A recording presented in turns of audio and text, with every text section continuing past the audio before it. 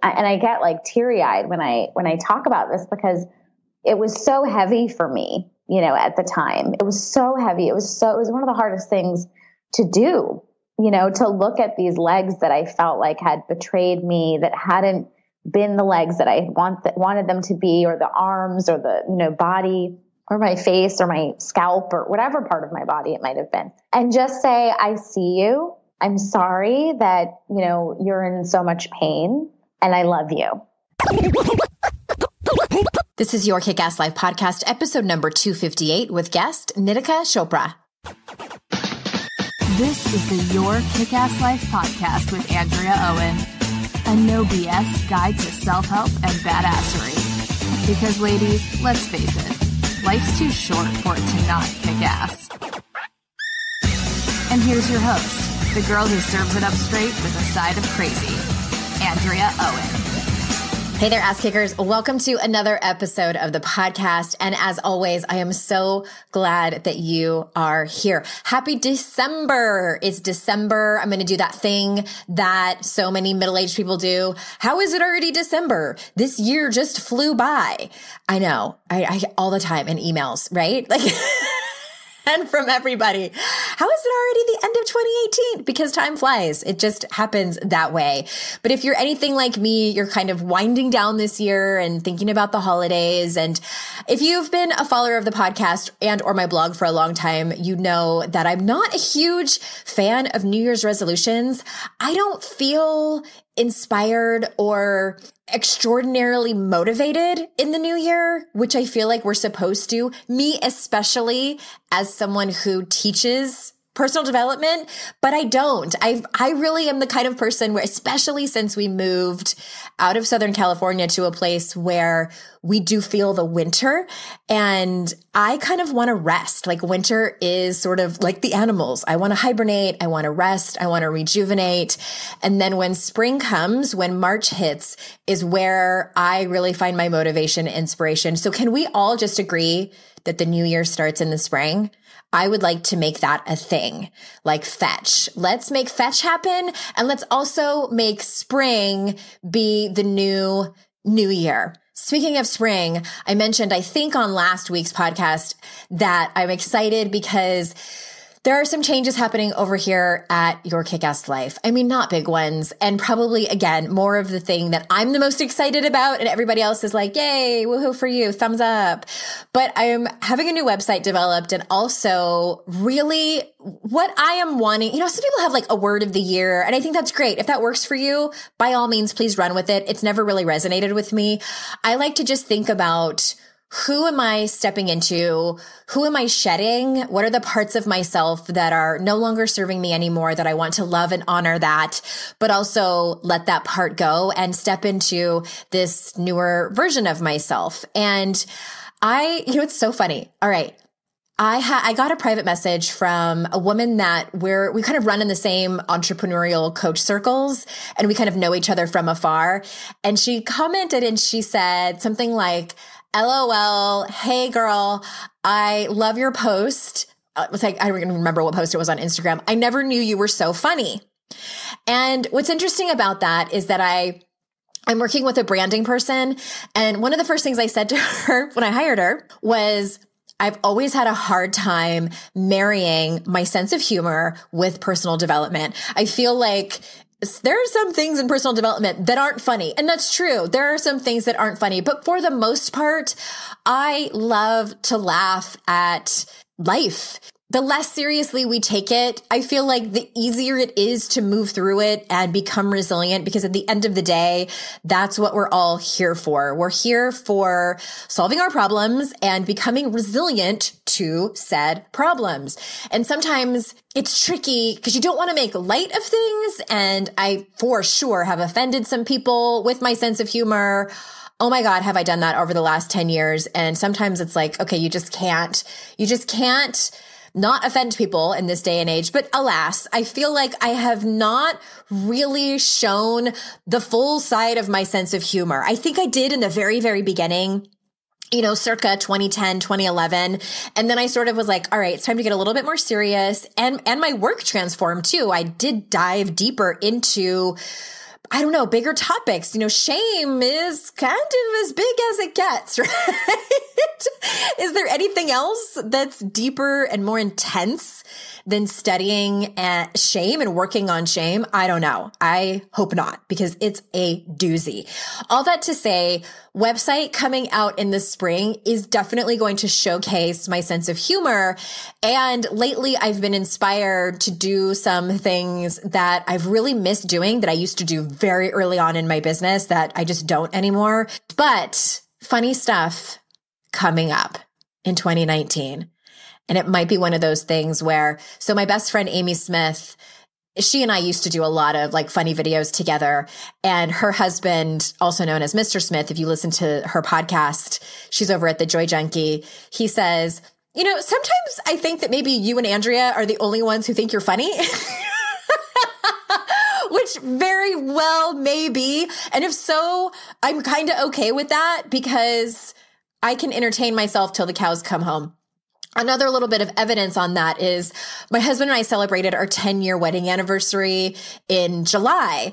And I said to him that day, well, if nothing else, honey, at least I've kept you entertained over these last 10 years of marriage. And he goes, what do you mean? And I said, well, with like all of my funny songs and my little dances that I do all the time. And he goes, honey, I think you keep yourself entertained with all of your songs and dances. I was like, all right, I'll take that as a compliment. And if you follow me on Instagram and you watch my Instagram stories, you hear all the songs that I make up and sing to my dog. I sing similar songs to my children and it drives them a little bit crazy. But I'm going to stop going on and on about that. I just am really excited and just pumped about 2019 and showcasing more of my sense of humor and just really letting you in a little bit more to that side of me. I felt like I've kept it a little more serious. And for good reason. Teaching big topics takes an element of seriousness, but I'm ready to shed that total persona and sort of marry those two, marrying personal development and my sense of humor to really show you who I truly am. I hope you enjoy it. And if you don't, I have the tools to be okay with that. Anyway, I am excited about today's guest. She's someone I've wanted to have on the podcast for a while now. So before we jump into that, let me tell you a little bit about Nitika. And actually, before I forget, I have one solo spot open for one-on-one private coaching. We would probably get started in the new year if you applied within the next couple of weeks. Head on over to yourkickasslife.com/coaching. I do the Daring Way one-on-one, and that's what you will read about on that page. I also do a more general life coaching package for people who may not be interested in that kind of intense work, but you need kind of a kick in the ass. There's something that you want to do and you just have been procrastinating, dragging your feet, maybe some self-sabotaging, maybe any or all of the behaviors that you read in my last book, How to Stop Feeling Like Shit. I also have that package, again, for people not yet ready or just not interested in the Daring Way. But those of you that are interested in doing the Daring Way privately with me, head on over to yourkickasslife.com/coaching. Either way, just shoot us an email and we will be able to help you out. Okay, so now let me tell you a little bit about Nitika. Nitika Chopra has been a leader in the wellness industry since she founded her blog in 2010. Known for her straightforward tone and intense vulnerability, Nitika recently took everything she had learned from suffering with psoriasis and psoriatic arthritis for the past 27 years and created a conversation about self-love in the chronic illness community. With her experience in public speaking, her highly engaged social media following, and her raw and honest writing that she shares weekly on her blog, Nitika is determined to get honest with her audience so that they can get honest with themselves in a way that truly transforms lives. So without further ado, here is Nitika. Nitika, welcome to the show. Thanks for being here. Thank you so much for having me. We were just chatting that you and I haven't talked in like 4 years, but it seems like 5 minutes because I don't know about you. I know I'm a lot older than you, but when you get older, time does fly. It sounds cliche. Yes. But we met at Soul Camp in 2015 and I instantly, just your energy and what you exude just from everything from your dimples to just your energy is just so magnetic. And I know you talk a lot about self-love. And where I would love to start is what your journey looked like, because it doesn't sound like you just came out of the womb, evolved and loving yourself. And I know that you've struggled with like a debilitating case of psoriasis since you were a child, right? Yeah. I'd love to know more about that journey. Sure. Yeah. Well, first of all, thank you for having me. I'm so pumped to be on your podcast. And the journey to self-love, I mean, I'm sure many people have heard that, we teach what we need to learn. Yeah. So that kind of sums it up. Mm-hmm. I really needed to learn about self-love, and that's why I talk about it so much. And I was diagnosed with psoriasis, which is an autoimmune condition that creates like scaly, thick, itchy patches of skin all over your body. And I was diagnosed with that at the age of 10. And I'm 37 now. So, I've had it for 27 years, and it's been a really intense journey. It's been deeply humbling. It's been, it's brought me to my knees many, many, many times over. And it's also taught me so much about my own strength. It's taught me a lot about empathy. But yeah, the journey was not easy. When I was diagnosed, no one in my family really knew what it was. My parents had like a little bit of eczema, which is another, I call like sister condition that's kind of common. Mm-hmm. And I was like, okay, like, maybe it's just that. It's not going to be a big deal. It'll just pass. And then before I knew it, it was covering 95% of my body for over 16 years of my life. Yeah, it was really intense. It's interesting because now people see me all the time and they, don't see psoriasis, and they don't see that because I've got it under control over various different ways. But yeah, it was like that for 16 years of my life. So I lived every day basically being reminded of being different than everyone, not being, the way everybody else looks, being in physical turmoil and pain and frustration. And, there were so many layers to that.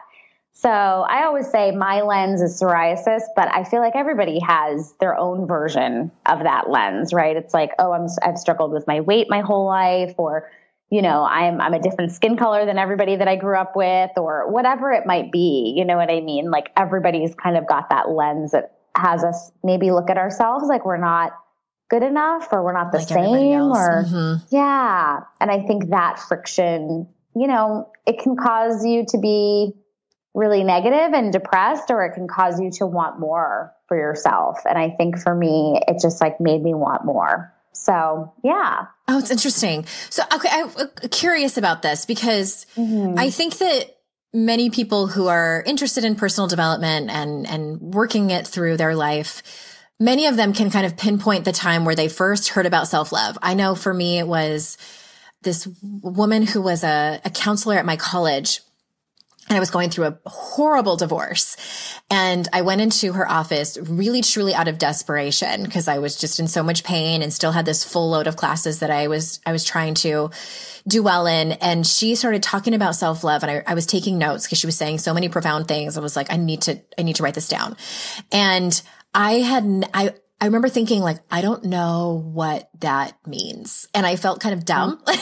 But anyway, that was just my journey. I'm curious, like, when did you first hear about self-love? Did your parents talk about personal development, or was it on Oprah, or what was your moment? That's a good question. I don't know that I had like one moment. I think where I had one moment was learning about personal development for sure. When I was 19, it was the first time I had ever heard about personal development. And I was already almost a decade into my diagnosis by then. And I actually met a man who I ended up marrying, who we got divorced like 4 years later. But my ex-husband, he actually taught me about it, which is like so random. I never really talk about this part, but yeah, he had taken this course called the Landmark Forum, which a lot of people might know about. I never took it, but I know people who have. Yeah. And there's like all kinds of theories about it, and, people love it, people don't, whatever. But for me, I was 19, and it was like the exact kind of awakening moment that I needed, because it was just like a crash course in self-help, basically. So that was kind of my first moment. And it was, this course basically teaches you, essentially there's so many things that it teaches you, but it kind of starts the process of you becoming the observer of your life versus like being a victim of your life. And that's a very, simple way of, summing it up. But that's essentially like what it talks about. And I had never even heard that concept before, so I was sitting there, sick for 10 years and I felt like a total victim. Sure. I mean, not only was I like a teenager, so that's hard as it is for just the average teenager. But then on top of that, I had all this other stuff. So I had never heard of that concept until then. And that kind of was the first step into me understanding personal development. And then I went on a journey for probably the next 10 years after that, doing all kinds of, I've trained to be a life coach and I learned about all these different programs and I, read all the books and I hired all the coaches and I did all the things. And I would say now I've kind of settled on like my own thoughts and theories about things. I don't actually believe a lot of the things that people talk about in the self-help industry, to be honest with you. I think there's a lot. Yeah, I think actually there was a time when I was learning about self-help where it was actually it was doing more harm than it was doing good. Mm-hmm. And I don't think enough people talk about that like self-help can actually be very toxic. Well, let's talk about that then. So now you sparked my curiosity. Yeah. Yeah. What do you want to know? Like, what do I mean by that? Can you give us an example of where you think personal development can be more harmful than helpful? Absolutely. In the conversation around manifestation and like thinking specific thoughts, like the most vivid memory that I have around this was when I was 25 years old and I had spent the last several years learning about The Secret and manifestation. Mm-hmm. And I was not trying to like manipulate the universe. I genuinely thought that if I just thought positive things about my body, that I would be okay, that it was up to me to make myself healthy and it's solely up to my thoughts because that's what they were teaching me. And I laid in bed at the age of 25. I hadn't taken any medication for my health because I believed this so strongly. I actually had tried medication before I learned about this and it had backfired. So then I thought maybe this was the way. So I wasn't taking medication. I was barely able to move because I was diagnosed with psoriatic arthritis at the age of 19. My bones were getting deformed and I was lying in bed day after day after day trying to manifest the shit out of my body. Wow. And I will never like apologize for how furious this entire thing makes me because I know I am not the only one. I know I am not the only one, whether it was trying to manifest my divorce from not happening, like trying to make sure that my husband and I stayed together or trying to make sure my body healed. The amount of pressure that I put on myself was completely damaging and toxic. Mm-hmm. And then finally, when I was 25, like that was the breaking point. And I just said I called my parents who were living in Hong Kong at the time. I was alone here in New York City, just having gotten divorced. And I was like, I know I keep talking about God and how God wants the best for me and spirituality and all this stuff, but I think God also made medicine for a reason and maybe I should try some again. Like rocket science, not really, but it's like the opposite of what that industry was telling me, And so honestly, like it's brought me so much peace and freedom and joy and all the things too. I'm not saying it's only negative by any means. My whole life is, in the way that it is, which I'm very happy about in so many ways because of the industry. But there's a lot of toxic energy in the way that things are like led and portrayed. And I am just so passionate about making sure people do not put that kind of pressure on themselves. It's like a yes and, like yes, but there's more. And there's more. I'm glad you said that. And again, this is one of those ways where I just never know where conversations are going to end up. And I think I've touched on this in other interviews before, but I personally, when my whole life fell apart in 2006, so that was right around the time where that movie came out. The Secret. And it was one of the very first movies that my current husband and I watched together. And I had told him about it and he wasn't into that really, but I'm like, this movie came out and it was a book before and I haven't read the book, but let's watch this movie. So I was into it and I was bought in. And then my very first coach that I hired that's what she taught. And then I actually taught it a little bit in the beginning of my coaching business. And I couldn't name it, but it started to not feel right. And I would say things like, if I can do it, anyone can. But I mean, this was way before people were having conversations about privilege and things like that. And actually the very first person that ever pointed it out to me was, my friend, Mara Glatzel. And do you know Mara? No, I don't think so. She's great. God, I haven't talked to her in so long. But I had written a post that actually became a chapter in my first book. And the title of it was That Perfect Body Isn't Going to Bring You Jack Shit.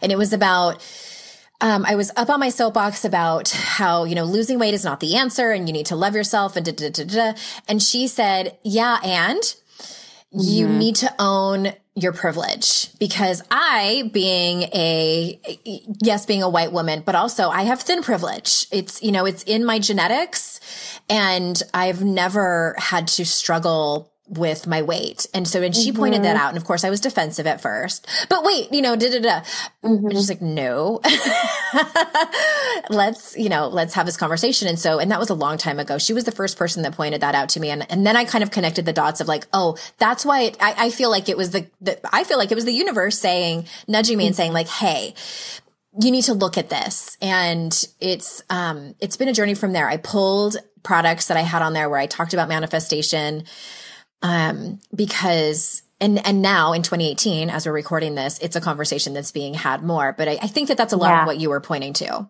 Absolutely. Yeah. It's so important that we not only own our privilege, which I think is incredibly important, especially with everything that's going on in this country and in the world. I mean, it's just like, it's about time, and long overdue, but I think there's a place for all of it. And I think at the same time, we need to really be mindful of what we're saying when we just talk about like these manifestation principles that sound so easy and like are definitely leaving out the majority of the population who literally doesn't even have time to think these positive thoughts half the time, or like doesn't have the energy or the resources that are needed to be able to sit in meditation for hours and hours at a time because they're trying to feed their 5 children or take care of their sick husband or whatever, what I mean? It's just like, it's just ridiculous. So, yeah. I hope that it's changing and it's shifting. And I think there are some principles of it that can be really helpful for people. Like you were saying, like it's not to like blame and shame the entire personal development industry. I take what I want and leave the rest. So I do think it's important to just think about what you're focusing on.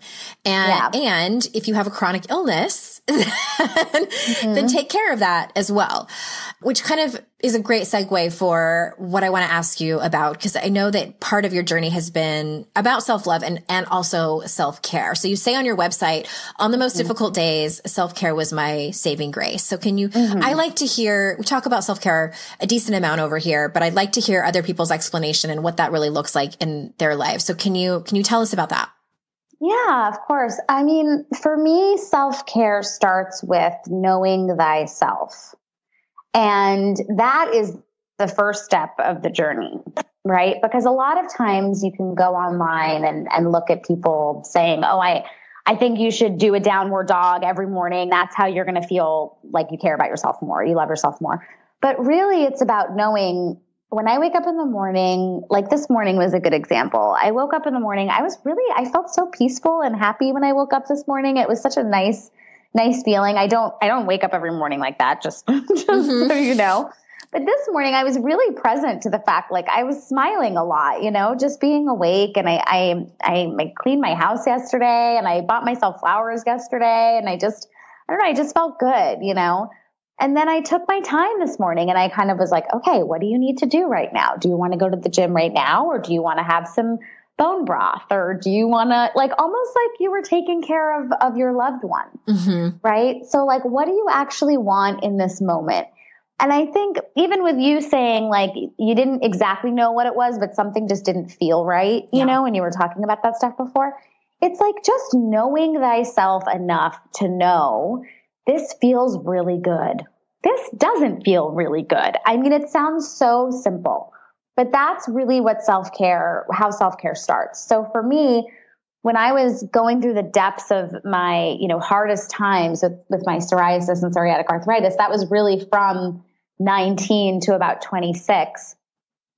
I couldn't move or, get around a lot. I couldn't hold a job. I was going through a divorce. I was going through all of these intense things.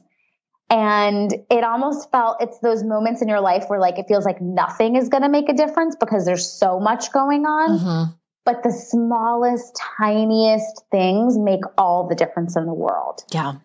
So I would just do things like, when you have a chronic illness, and it's not just for people who have a chronic illness, but especially when something is off with your body and out of alignment with your body, the last thing you want to do is be with your body. So I made a practice of that. I tried to disassociate from my body so many times in so many ways. And we see that all over this country. People are doing that with drugs, sex, alcohol, hatred, whatever, right? We're always disassociating from ourselves, many of us. So that was really the beginning of the practice, was like taking lotion or taking some beautiful, oils that I found and that were really nourishing, and actually just spending time with my legs, and putting the oil and the lotion on my legs that were really struggling and my legs that were in so much pain, and talking to them and saying, and I get like teary eyed when I talk about this, because it was so heavy for me, at the time. It was so heavy. It was one of the hardest things to do, to look at these legs that I felt like had betrayed me, that hadn't been the legs that I wanted them to be, or the arms, or the, body, or my face, or my scalp, or whatever part of my body it might have been. And just say, I see you. I'm sorry that, you're in so much pain, and I love you. Like, mm-hmm. as I'm putting lotion or, giving myself a scalp massage. So those are the ways that it starts. And now it's, transitioned into, like I said yesterday, I bought myself a beautiful bouquet of flowers, which I hadn't bought myself flowers in a while, and they've made me like so happy. And I got my apartment cleaned because I've just been so busy, and I was like, oh, I really would just love for my apartment to be clean, and it feels great. I go to like get an oat milk latte at my favorite coffee shop basically every single morning. And I just have one every day, but it makes me so happy. Mm-hmm. And, having friends in my life that are just so meaningful and really supportive and actually aligned with the kind of relationships that I want. So that's what self-care is. I mean, it's all of those things, right? Mm-hmm. It's all of that. Yeah. I think the thing that jumped out at me the most at how you were describing all of your different self-care practices is that it sounds like you were intentionally reestablishing a nurturing relationship with your body. Mm-hmm. And that had been, it sounds like that had been the source of a lot of your emotional pain. Yeah. Growing up. Yeah. I hated my body. Mm-hmm. I hated my body and I didn't even know I hated it, right? Because it's so common. It just was normal. Mm-hmm. It's just it's so normal for most people. And then add somebody who has a chronic illness, who has, a disability, who, can't get up, who can't, whatever, add all those layers, or who's always feeling sick or whatever it might be, And it's just like, you just want to be like, really, body? Like, screw you. Get it together. Yeah. Mm-hmm. Yeah. And you don't even know. I mean, for me, at least, I didn't even know because I was 10 years old when I got sick. So it's not like I had years of having a healthy relationship with my body that like I was aware of. And then all of a sudden, it switched and then I had something to like revert back to. It was like how I just was, So yeah, so I had to really own, and that's where the self-help industry and the manifestation stuff I think does make such a difference, is that that's an integral part, right? It wasn't like, it was a very meaningful part of my journey to be able to actually connect with my body and, feel like I was in relationship with my body and have beautiful conversation with my body to repair the hatred that had built up, and that was very important for sure. Well, and I love that you, I believe it was in the summer, we're recording this in 2018, you wrote a letter to your body, and I had done a similar exercise and posted it on my blog. This was way back in about, I think 2009 or 2010, as I felt like I had come out of a lot of the symptoms of my eating disorder. And it was very therapeutic for me. But I love this letter. We'll link to it in the show notes. And it's an apology letter. And then you have this list of promises of, what you're intending to do going forward as you're writing. And I've given this exercise to clients many, many a time. So it's like, if you're writing the letter as you would write to it, like if your body were your friend, if your body were this other person, its own entity, what would you need to say to this person? What would you need to clean up? Would you have to make amends for anything? Would you have to reestablish the relationship? So how was that for you in writing that? Was it easy? Was it challenging? How was it? I mean, I don't know if it was easy or challenging, but it was definitely, it was a very vulnerable thing for me to do. Like when I was writing it, it was because I went through this year. Actually, I've been through like several months of my health flaring up, and it's really frustrating because I actually went through like a good year and a half of it being pretty stable. And that, no matter how long you've had this stuff, it's like the second you get some relief, you just think that that's how it's going to be forever. And you forget that there's some chance of maybe something changing at some point. So I was like shocked and appalled that, my body was having a flare up, earlier this year and throughout the whole summer. And finally, that was when I noticed, right? Like how I said, I didn't really have any, positive vibes to revert back to.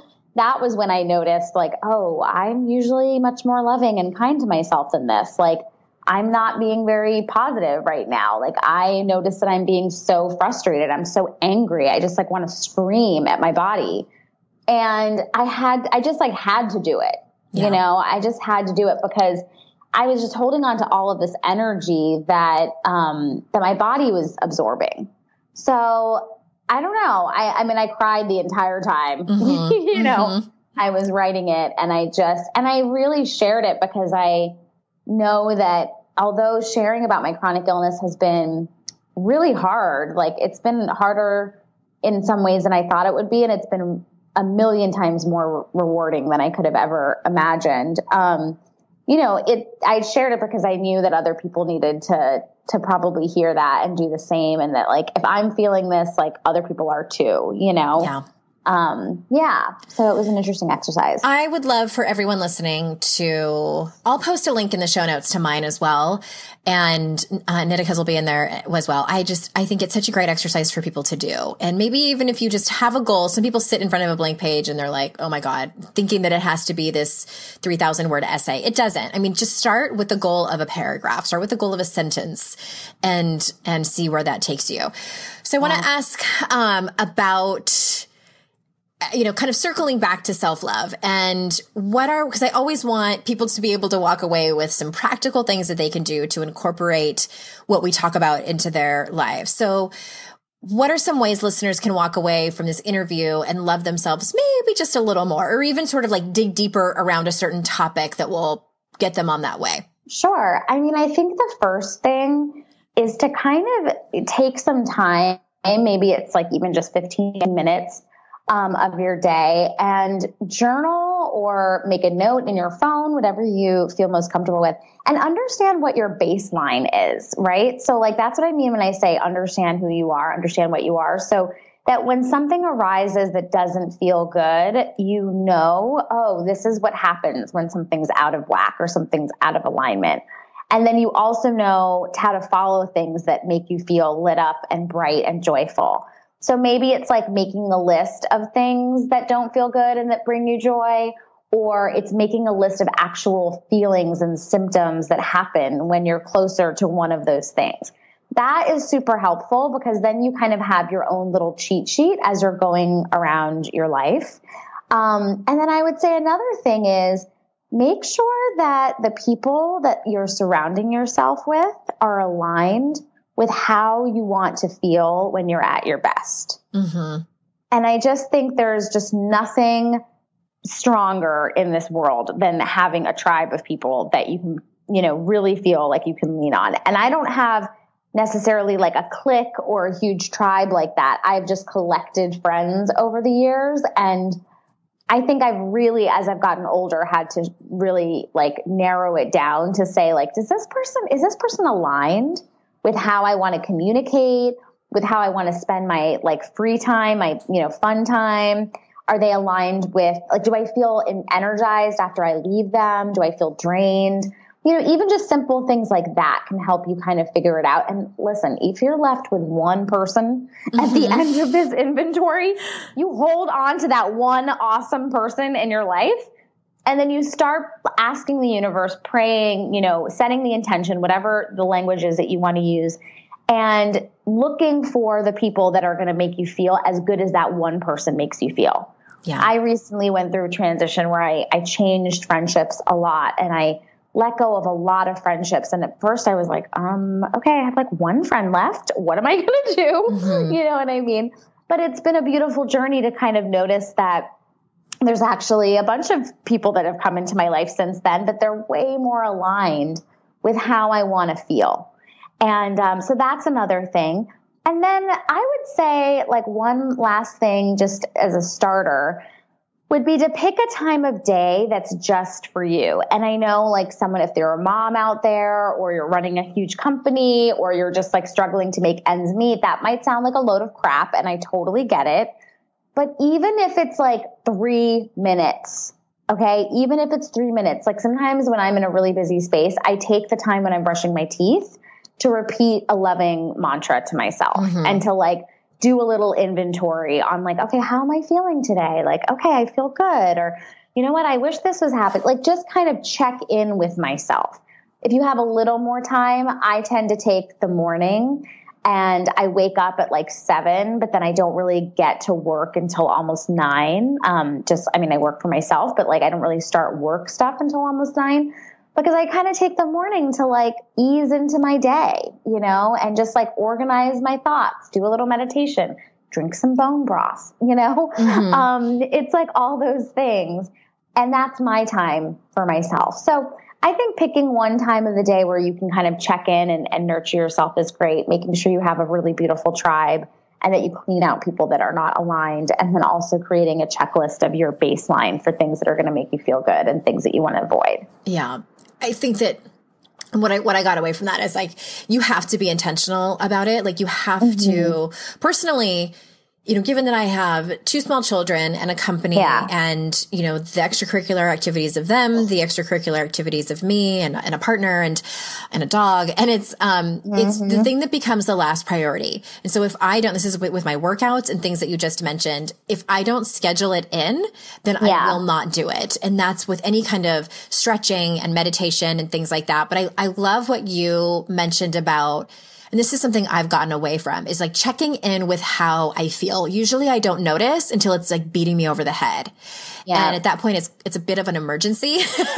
And it could have been resolved earlier had I just paid attention. But instead, when I'm brushing my teeth and flossing actually is one of those things where I feel like it's such a huge act of self-care for me. I've gotten older and dental health is such a big thing. And I just finally found something actually that works for flossing, because I had I still have my wisdom teeth. So it's a lot of teeth back there. And like even the dental hygienist has a hard time getting her fingers back there. So anyway, I found this thing that really works for flossing. All that to say, I feel like that is, this might sound so dumb, but I think that is like a radical act of self-care. No, it's not dumb at all. For like a year. Listen, it's not dumb at all. It's like, we know those things that like, I bet you every time you floss, you feel like a freaking superwoman. I feel like I'm winning at life. Yes. That's what it's about though. That is literally what it's about, right? It's like, it doesn't matter if like someone else flosses and they never think about it, but then like they never, do things that you do that you don't think about. It's like, that's what I mean when I say like your baseline. Yeah. Like what's the thing that makes you feel like, there are things that I do when I finish them, I'm just like, I can rule the world. Yes. I am the most amazing person ever. I love myself so much. And it's so ridiculous. And then I'll do 100 other things that I like never even think about that I just do in my sleep. And it's so easy for me. But for someone else, it would be hard, Yeah. So that's what it's about. That's amazing. Well, and it took my dentist saying, because I've never, I have had one cavity my whole life, and it was so small that he didn't even have to shoot me with Novocaine. It was just tiny. But he said, here's what really got me. He said, because you still have your wisdom teeth, and if you look at the roots, like he showed me the x-rays, he's like, I wouldn't remove these. I would send you to a specialist because you're older, and it did not sound like a fun surgery. And he said, you have enough room for them. The key is that you have to keep them clean, or else this scared the crap out of me. He's like, if you don't, what can end up happening is that, and I think this is like worst case scenario, but he didn't say this, you can get like infections that go into your bone, and then they have to like remove your jawbone. It sounded so incredibly scary. And I don't have fear of dentists because I haven't had any work. I don't fear them at all. Yeah. So, but that scared the crap out of me. And also, getting that small cavity, and I asked, why would I not have any cavities until I think I was 37 when I got it? And he said, honestly, it's because of age. It just starts to happen. You have to be more vigilant about your dental health as you age. And so it's one of those things that partially out of vanity, partially totally fine. Listen, vanity is a great motivator. My jawbone. Yeah. It's totally fine. It's just one of those things. Anyway, I got on the topic because what I could do is, as I'm flossing, check in with my body, like see how I'm feeling. Am I feeling tightness in any way? Is there, for me, also checking in, do I need to talk to anybody about a certain thing? Do I need to check in with anyone? Is there somebody I haven't talked to in a while that would probably really love to have me reach out and say, hey, I was thinking of you and just wondering how you are, and things like that. And oh gosh, it's so simple. But circling back to what you said earlier about how disconnected we have become from our bodies. And I think, I have a lot of listeners who are in recovery, from various things, specifically alcohol and eating disorders. And, those are the things that we do to try to disconnect. And it's, even if someone's sober, whether it's from their eating disorder symptoms or, self-hatred or alcoholism or whatever, I think that we come out of that sometimes and we're like, I don't even know what to do or what it's like to actually be connected. Like you say, like to know thyself. Where do I even start? So all that to say, I think that's a great start, is just to do that check-in while you're brushing your teeth. Yeah. It's so simple. I mean, hopefully we all brush our teeth at least once a day. At least once a day. Twice. Yeah. Okay. Well, I've absolutely loved this conversation. And I know that there's a couple of things I want to point people to. And I didn't know this about you. So you have a group that is specifically for people who struggle with chronic illness, correct? Yeah. I have, the Chronic Illness Crew on Facebook. It's a private Facebook group, and it's honestly like one of the most inspiring places on the internet for me. Yeah, it's just filled with people who either have chronic illnesses or also people who like are practitioners or healers that help people with chronic illness, and people who love someone that has a chronic illness. Okay. So it's a really beautiful. We'll link to that. Yeah, we'll link to that in the show notes. And then as well as, if people want to learn more about you, about what you offer, where do you want them to go? And we'll link to that in the show notes as well. I think the best place to go is my Instagram. I kind of talk about everything that you need to know about what I'm up to on my Instagram. So if you go there, you'll be directed and led and guided and all of that. And it'll be in the show notes, but you're at Nitika Chopra, right? Yeah, exactly.